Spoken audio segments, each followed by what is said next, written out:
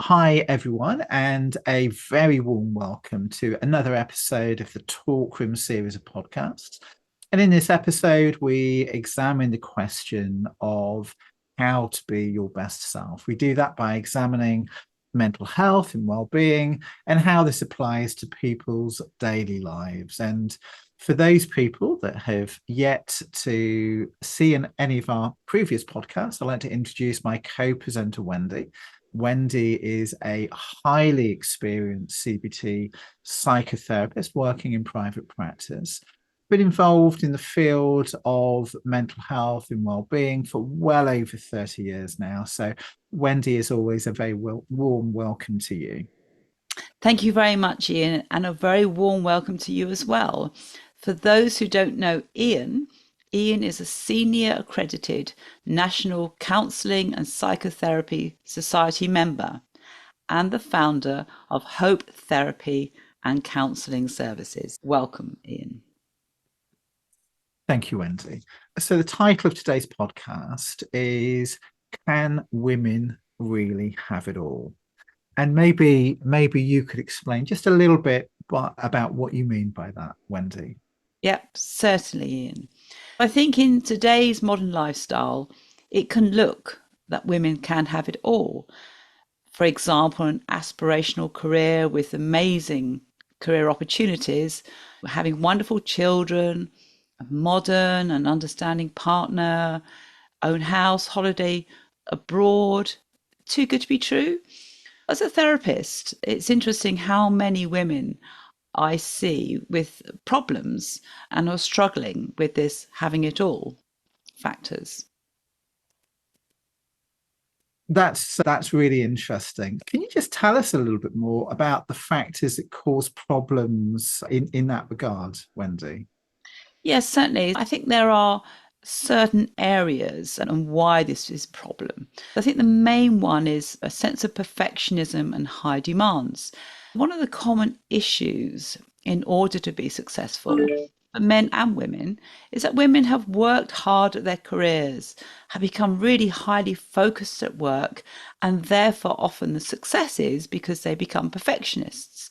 And this obviously gives them good results. The problem with this then is that women can reach exhaustively high standards, which can cause emotional tiredness and distress, especially if you've got other demands, say you are a working mother. Juggling all these plates can be very hard work, and it's fine if the woman is super disciplined and organized to keep all these different plates spinning.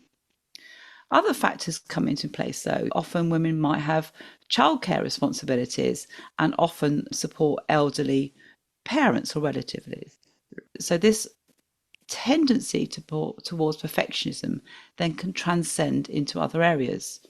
An example of this is successful women then believe they had to be the perfect homemaker and have higher expectations on the family. They end up being committed to their careers and then also committed to being the best mother they can be. And managing both of these roles can be stressful and exhausting. For example, wanting to attend all the assemblies and award ceremonies for their children while needing to be very committed to work can create stress, conflict, and often feelings of guilt as well. But it doesn't stop there. Often giving so much to work and then having to come home again to be the perfect nurturer. The food that they serve must be wholesome and healthy. Then they have to help their children with homework to be a good mother. Often they have high standards around their home, then needs to be beautiful. And this means that women never stop working all the hours and therefore having little time for themselves. But it doesn't stop there. Often there are family demands as well. If women are perfectionists, they think they have to be very good relatives as well. They need to put time and effort to see any parents or even grandparents that need support. This is often called the sandwich generation, meaning being torn at both ends, caring for both children and often elderly relatives. And elderly relatives may often have complex needs, and this may also take a toll on a already busy woman's life. Often, if women become perfectionists, they also have high standards about being a good person.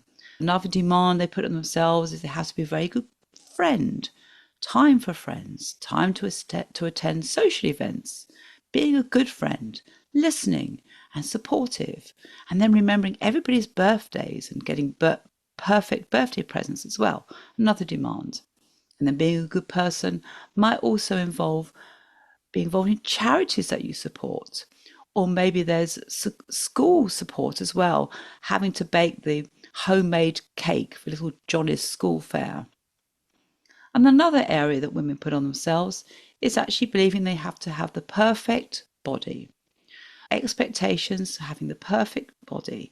Therefore, women have to have time to go to the gym to look good, having time to fit that in. And that's not like a pleasant leisurely time, it's another set of oughts about what they happen to do. And if they, again, put high critical demands on themselves, they're often looking at what they haven't got rather than what they've got. So they develop self-critical thoughts. Another problem that women specifically have is changes in hormones. Not only do women have to cope with menstrual cycles that can provide ongoing monthly challenges, but obviously dealing with pregnancies, going to work, being pregnant, and also after having the baby and coping with the small baby and not having enough sleep can be another factor. And then later on in life, coping with menopausal symptoms, which can also affect our moods, energy cycles, and secondary problems such as insomnia or anxiety. And the other problem is workplaces do not often provide any additional support for these problems for women going through these transitions. And traditional work cultures can also be seen to be quite judgmental about women, seeing that they shouldn't get any preferential treatment for being a woman and should just suck it up, all these challenges. But it doesn't stop there either. You've also got the challenge of social media today. It's a modern social stressor. We are often surrounded by these messages where people are posting about their wonderful lives and where we naturally compare our lives to them, and often in a self-critical and judgmental way. Women with perfectionist standards, they then look at themselves critically and say, oh, we're not doing as good as Sarah or Natalie, and they're living their perfect life. Another factor in modern day living is the media. The media can often reinforce messages about how unsafe the world is, telling us every single problem and disaster that happens in the world. And this can really affect our well-being as well. I've spoken to many women who now worry about allowing their children to go out into this dangerous world on their own and feeling bad and guilty about concerns that we can't do anything about. They're not in our control, and that can lead us to feelings helpless and hopeless. Not only that, all these kind of standards and high perfection and demands can put demands on our partners as well. Sometimes partners can be very supportive and help to support our stress. Some partners may have a modern attitude and believe in helping out with all the necessary tasks. However, in certain situations, whether it's cultural or genetic, women can still see themselves as a traditional nurturer and often give out to other people, leaving their own needs last. Having high demands on relationships can lead to further stress and risk more breakups. And this leaves the problem of having more single parents and then the additional stresses of negotiating complex childcare arrangements, especially the pain and the difficulties around divorce and separation. I think they're the main issues that women face today. Yeah, that really, really comprehensive there, Wendy. So thank you. And there just seems to be so many demands today. And I wonder if you can just say, how does that affect how people feel about themselves?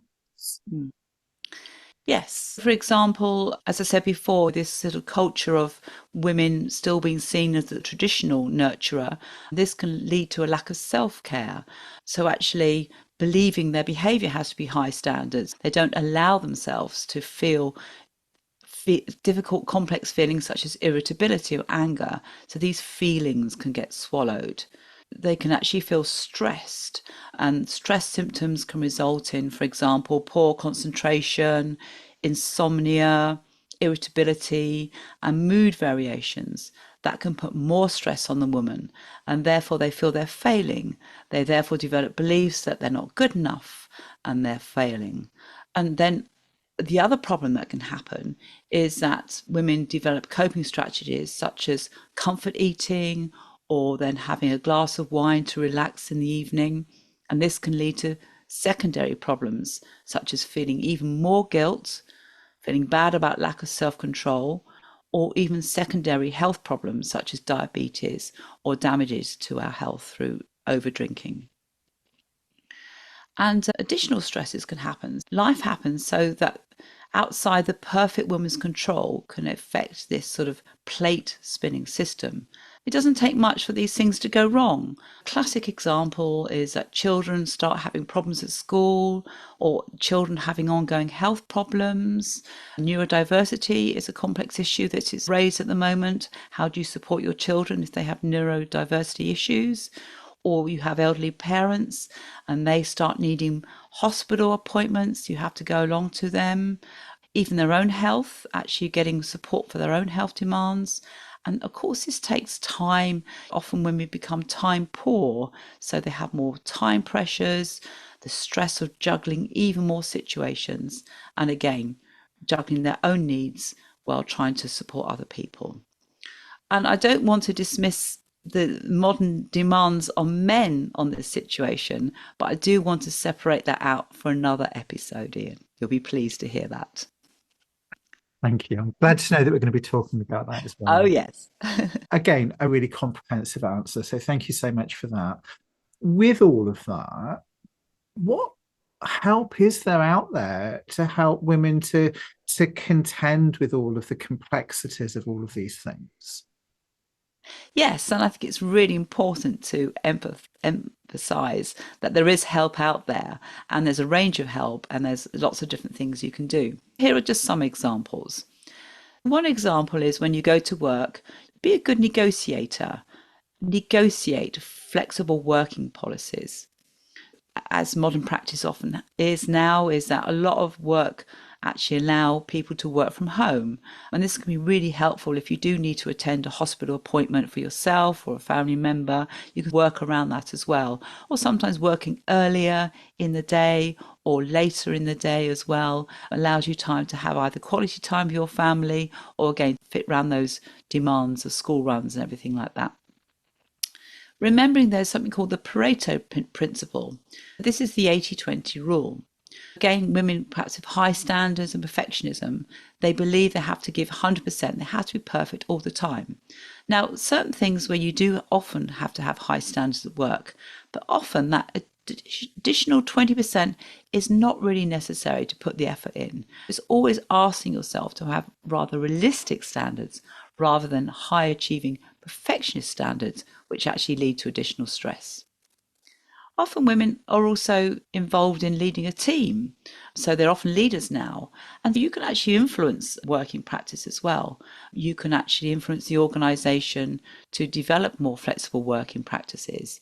And actually just having an open culture, open to being mental health, to being supportive of mental health issues, and having good leaders that actually support people and ensure that support systems are involved in the actual workplace, so that the actual health needs of the support staff are more adhered to. And I think organisations are getting better at that, but I think there's more work to be doing in that area. Giving yourself permission to access more support. This is really important as well. And they're saying it often takes a community to raise a child. Rather than worrying and feeling guilty about using additional school activities, remind yourself that these can be really good fun, could give children extra interests, and also can take them away from the constant demands of social media today because they're involved in different activities. Challenge the belief that you have to do everything and be everything for everyone. In the same way, access more professional support for elderly relatives. And I have had many conversations with women about this. Managing the expectations of elderly relatives is important so that they understand that they can't have their daughter around all the time, would be one example. And actually seeing by providing additional support to the relative might be a beneficial thing to the relative. It keeps them more independent. For example, if an elderly relative is struggling to clean the house, organise a professional cleaner. It can be great sort of support for a person who perhaps is living on their own, and also high quality care. And this can really actually help a person to feel less stressed as well. And access organisations such as Age UK can also help and provide lots and lots of different organisations, support services you probably even haven't heard of. And then obviously the importance of organising self-care routines. Actually stopping unhelpful behaviours such as drinking or just scrolling on social media. To try ordinary activities, creative activities such as crafts, or even good old fashioned jigsaws, reading a book, organising, watching really interesting or funny movies can be a good thing to do, or practicing more relaxation exercise. Create a routine and habit so that self-care becomes like something that you incorporate into your daily life. Another idea is keeping a journal. It'd be really useful to express yourself on paper, just write things down, just letting that having a release on how you feel. But also perhaps using a journal to set yourself some self-care goals, being clear about reminding yourself of the importance of self-care. And another area which is proven to work is actually getting good at writing things to be grateful for. Focusing on things that you've got right rather than things you have forgotten to do or haven't had time to do, or write down actually your achievements and actually what you did get right. Also, making sure you've got a good sleep hygiene routine. Again, sleep is often the thing that first goes when women are stressed. It affects their sleep. What you do need to do is allow yourself time to wind down. And obviously, simple things like a bath, having a lovely warm shower, practicing meditation exercises, or nice relaxing music. The brain needs time to go into that relaxation mode. Actually getting good at relaxation and meditation practices. If you can't sleep, then try a meditation practice to help you sleep. There's plenty of opportunities which are free and available on the internet nowadays. And also, women are often very self-critical. So it's really important to practice self-compassion, actually being kinder to yourself, building a better relationship with yourself, giving yourself kinder, more realistic goals. Remind yourself that you're a good person and being a good enough person rather than setting yourself impossible high standards. Ensuring that you have breaks from the media. Sometimes it's nice to come off that comparison cycle that we do. Switch off the TV or the phone and actually just spend time with loved ones, whether that's face to face or online or something like that. Just have a light chat, a lovely conversation. Don't take yourself so seriously. Laugh at all our failures and misgivings. Just having a really good quality conversation with somebody can really be inspiring. I think they're all my top tips that I can add to women who perhaps can identify with some of these issues. And again, thank you, Wendy. A really comprehensive answer once more. If people want to know more, or maybe looking for slightly more professional help to support them to navigate the complexities of these issues, where can people go? I always recommend people go to my website, which is wendycastellino.com. And there are lots of free resources on there as well. Lots of different blogs, lots of different education to actually support and inform both men and women to deal with some of these issues as well. Please go to my website, wendycastellino.com. And Ian, I know that you have a comprehensive counselling service as well. Do you want to tell people a little bit more about how people can access your services? Yeah, thank you, Wendy. So, Hope Therapy and Counselling, we have counsellors dotted around in a whole variety of places throughout the country. We work online as well. So, people are very, very welcome to get in touch with us. www.hopeformind.co.uk. We also have lots and lots of free resources on the website. So, do take a look. Really, just for me to thank you for today, Wendy. It's been a really fascinating subject, and you've gone into huge amounts of detail. So thank you once again. And very much looking forward to the next podcast that we'll be doing together very shortly.